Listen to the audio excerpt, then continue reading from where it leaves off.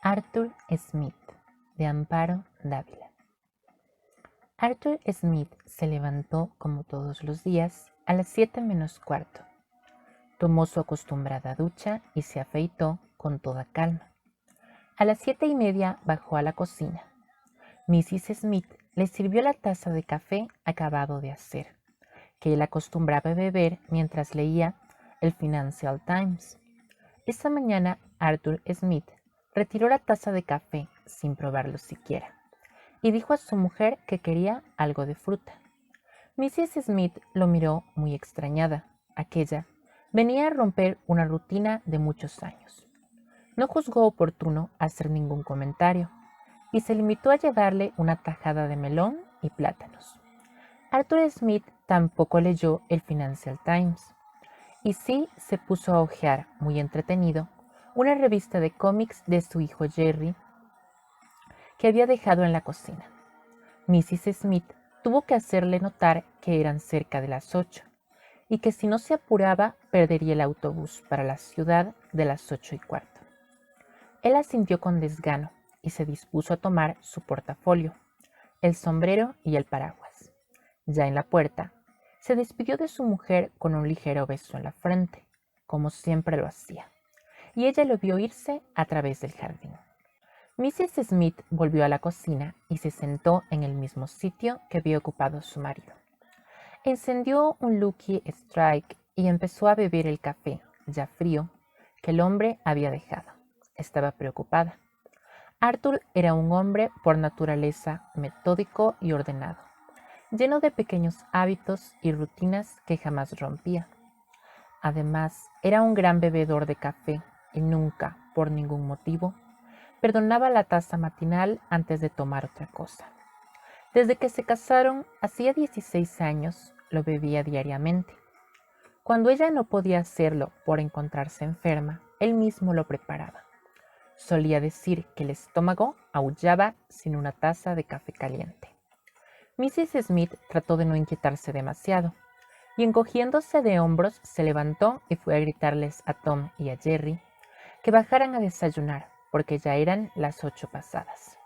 Los muchachos llegaron haciendo mucho ruido, y ella les sirvió sus hot cakes y su leche.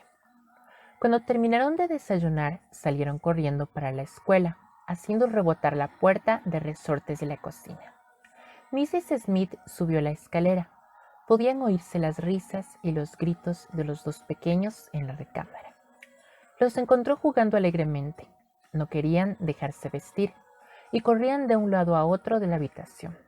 Por fin los atrapó y, después de haberlos vestido y peinado, bajó con ellos a la cocina. Les arregló su fruta. Ese día estaban muy traviesos, más que de costumbre. Rompieron la botella de la leche y el frasco de la mermelada. Mrs. Smith les propinó un buen manazo a cada uno y los sacó al jardín para que la dejaran en paz. No es posible poner orden en una casa ni hacer nada con niños corriendo por todos lados, decía siempre Mrs. Smith, y todos los días, tan pronto desayunaban, iban a jugar al jardín. Entonces, ella comenzaba la rutina diaria del hogar. Ese día la mujer estaba nerviosa, no obstante, que se repetía que aquel incidente del café y del Financial Times tal vez no tenía ninguna importancia y que era absurdo seguir pensando en ello. Empezó a recoger la cocina y a lavar los trastos.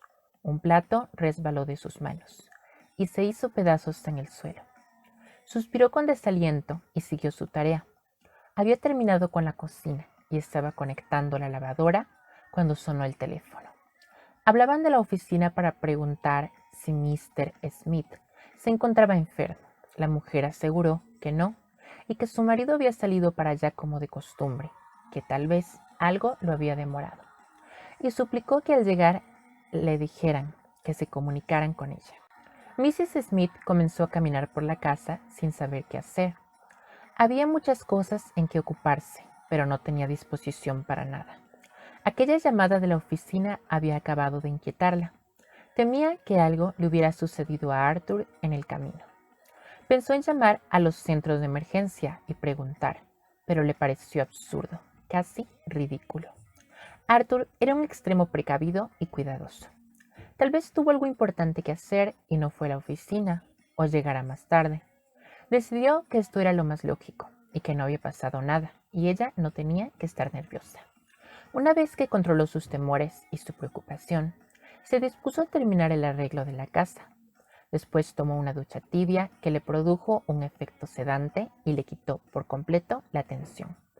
Con toda calma colocó los tubos en el pelo húmedo y se maquilló con un poco más de cuidado que de costumbre. Eligió un vestido de seda azul que le sentaba bien y al terminar la toilette estaba tranquila y contenta de verse limpia y arreglada. Se puso una pañoleta en la cabeza y salió por la puerta del fondo, para que los niños no la vieran y no intentasen ir con ella al supermercado a comprar comestibles. En el supermercado, Mrs. Smith encontró a sus dos amigas íntimas y mientras escogían las provisiones charlaron alegremente. Mary les contaba de su magnífica barata de zapatos que había en Mangles. De verdad estaban regalando los zapatos. Ella se había comprado 2 pares, negros y azul marino, y pensaba regresar por otros. Decidieron que irían las 3 juntas el sábado por la mañana, que era el día que Mrs. Smith dedicaba para sus compras. Los sábados iba a Amapola, una negra que una vez a la semana le planchaba la ropa y le hacía una buena limpieza a la casa. Además, cuidaba a los pequeños y ella podía salir sin ningún pendiente. También irían a Harper's, que estaba anunciando una liquidación de vestidos por fin de temporada, y se quedarían a lonchar en el centro. Tal vez se encontraran en Hector's Cafeteria a la pobre Emily, que estaba tan abatida después de su divorcio con Harry. No cabía duda de que Harry había demostrado ser un hombre muy torpe, divorciándose de Emily, so sweet, so nice.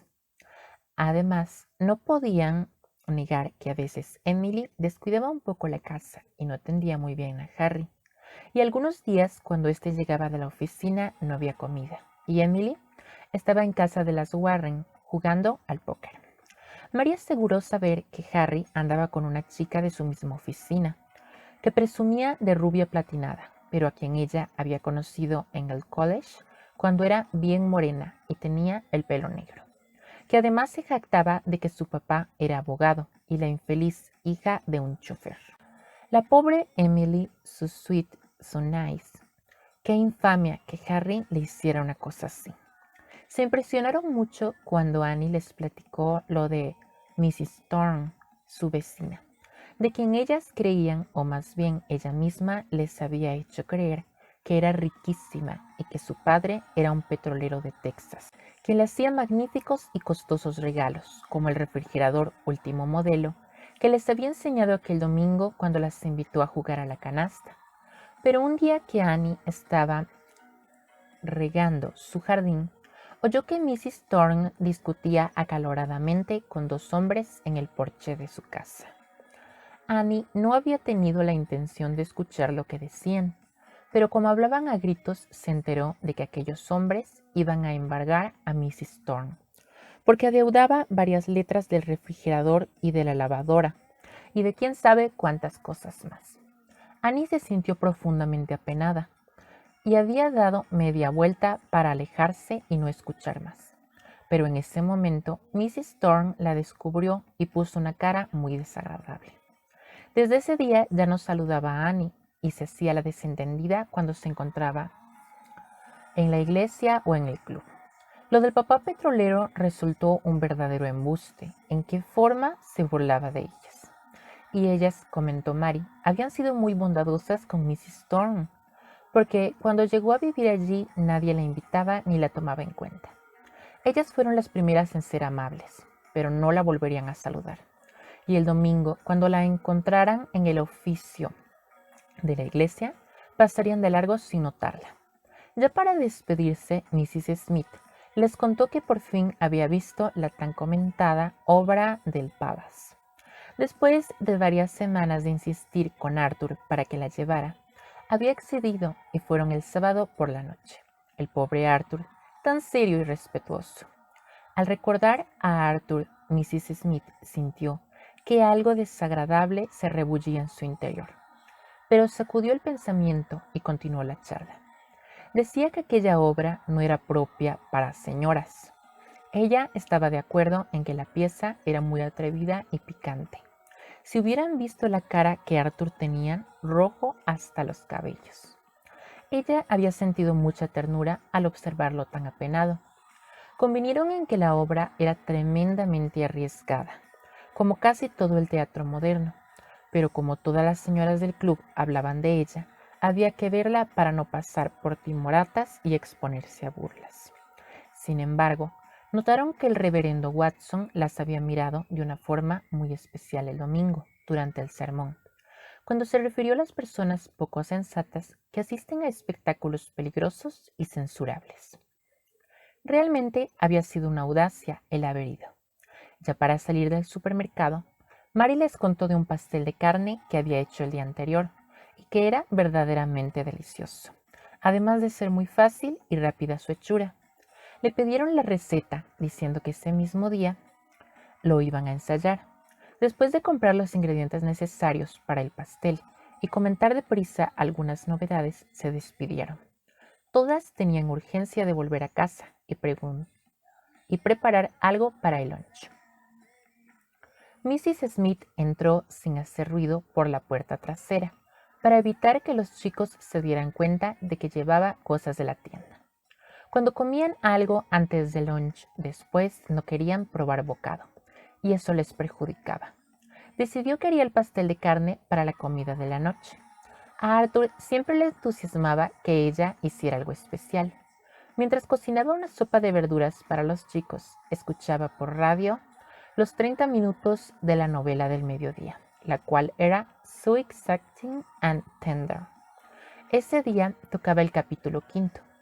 Mrs. Smith encendió un cigarrillo y se sentó a escuchar cómo la bella y dulce Jenny, que trabajaba junto con su madre en la cocina de la casa de los multimillonarios Morton, había visto un día en el jardín de la gran residencia al joven Louis Morton, quien acababa de regresar de la India y se enamoró locamente de él.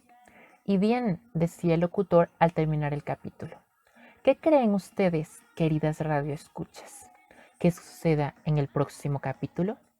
Que el joven multimillonario Morton descubra el amor que la encantadora Jenny siente por él y que él también se enamore de la jovencita. Que la aristocrática familia esté de acuerdo con el amor de estos hermosos jóvenes o, de lo contrario, que traten de alejarlos y destruir su cariño. Mañana estaremos nuevamente con ustedes, dándoles la continuación de esta bella historia de amor. Mientras tanto, no olviden que la leche en polvo Four Roses es el alimento ideal para... Mrs. Smith apagó el radio y suspiró. Preparó unos sándwiches, sirvió la sopa, 2 vasos de leche y la compota. Cuando todo estuvo listo en la mesa, llamó a los niños desde la puerta de la cocina. Nadie apareció. Los llamó nuevamente, otra vez más. Impaciente, salió a buscarlos al jardín. Los encontró muy entretenidos jugando a las canicas con Arthur Smith. Apenas podía dar crédito a lo que sus ojos veían. Allí estaba Arthur con los ojos chicos, jugando a las canicas en mangas de camisa y sin corbata. El saco, el portafolio, el sombrero y el paraguas tirados en la hierba. Allí había estado toda la mañana con los niños, jugando en el jardín. No había ido a la oficina por quedarse a jugar a las canicas. Arthur, Arthur, ¿qué significa todo esto? Dímelo, preguntaba la mujer completamente desconcertada y sin saber qué pensar. Jugamos muy bonito toda la mañana a las canicas, contestaron a coro los niños y Arthur Smith. Arthur, Arthur, gimió angustiada la mujer, tratando de obtener una respuesta que la tranquilizara, pero no la tuvo. Arthur Smith estaba contando con gran dificultad unas canicas. 1 y 1, 2 y 2, 5. 2 y 2 son 4, dijo el más pequeño de los niños. 5 y 1, 7 y 2, 10. Déjame contarlas a mí, papá, Tú no sabes contar, dijo el otro niño. Yo sé contar hasta 10, volvió a decir el más pequeño. Sin decir una palabra más, porque tenía un nudo en la garganta, la mujer dio media vuelta y se fue caminando hacia la casa, totalmente abatida, como si de pronto hubiera caído en un sueño denso y desquiciante que embotaba su razón y le estremecía el alma. No podía pensar en nada, ni darse ninguna explicación, y solo deseaba ardientemente despertar de aquella cruel pesadilla en que estaba atrapada. Los niños y Arthur Smith entraron en la cocina detrás de ella y se sentaron a la mesa. Yo no tengo nada que comer, se lamentó Arthur Smith al ver solo 2 cubiertos. A mí no me han servido mi comida, repetía desolado, y gruesas lágrimas rodaban por sus mejillas. Mrs. Smith se apoyó en la estufa para no caer. Sentía que, por momentos, se iba a desplomar y que todo giraba en torno a ella, y que un enorme dolor la desgarraba. Y un sollozo ahogado, ronco, estremeció su cuerpo. Supo que había perdido a Arthur Smith, que frente a ella, sentados en la mesa, había 3 niños.